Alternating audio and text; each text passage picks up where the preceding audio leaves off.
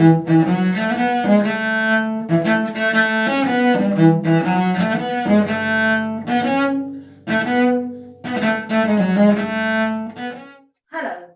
my name is Adithya, and I will be delivering a monologue from the play Julius Caesar by William Shakespeare. This particular extract is from Act III, Scene 2, and is said by Brutus.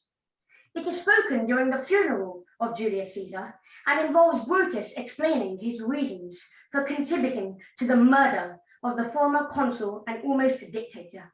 Brutus, who is one of Caesar's dearest friends, is partly attempting to repair his reputation with the public, and I must say, he delivers such a thoroughly convincing speech that he has partly persuaded me to take his side of the argument.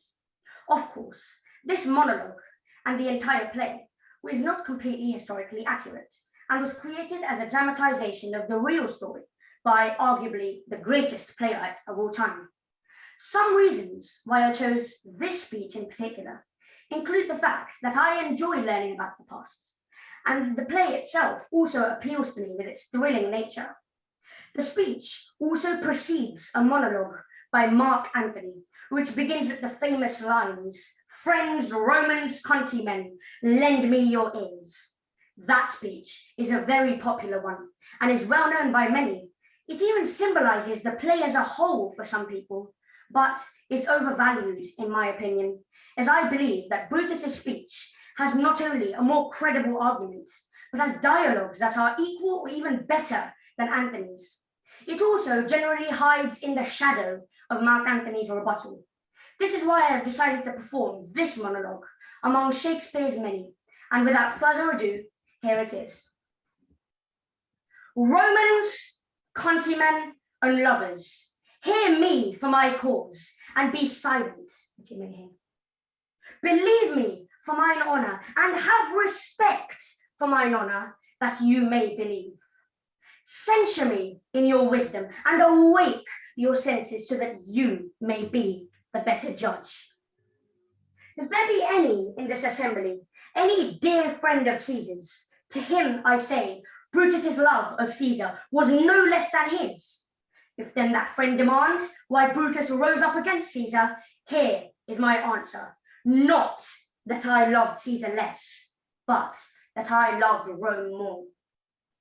Had you rather Caesar were living and die all slaves, than that Caesar were dead to live all free men? As Caesar loved me, I weep for him. As he was fortunate, I rejoice at it. As he was valiant, I honour him. But as he was ambitious, I slew him. There are tears for his joy, love for his fortune, honour for his valour, and death for his ambition. Who here is so base as to be a bondman? If any, speak, for him have I offended. Who here is so rude as to not be a Roman? If any, speak, for him have I offended. Who here is so vile as to not love his country? If any, speak, for him have I offended. I pause for a reply. Then none have I offended. I have done no more to Caesar than you shall do to Brutus. The question of his death is enrolled in the Capitol, his glory not extenuated, wherein he was worthy, nor his offences enforced, for which he suffered death. Here comes his body, mourned by Mark Antony, who, though he had no hand in his death, shall receive the benefit of his dying, a place in the Commonwealth. As which of you shall not?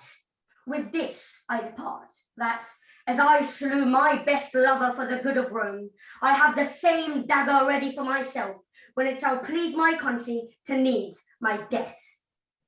Thank you for listening.